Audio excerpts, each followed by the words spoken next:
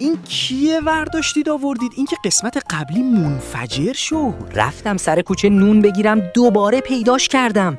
چیه؟ فکر کردی من میمیرم آشغال؟ اتفاقا خیلی خوشحال شدم که دوباره میبینمت. یه چند تا سوال از برنامه قبل مونده که یادم رفت ازت بپرسم. چرا بهت میگن امیرخان؟ ها؟ این سر یه چیزایی که شما ندیدی و واسه سنت هم خوب نیست. همه 5 سانت و 10 سانت و نمیدونم 30 سانت، حالا نمیدونم. اینم شاید یه آزمایشی، خدا داره منو آزمایش میکنه.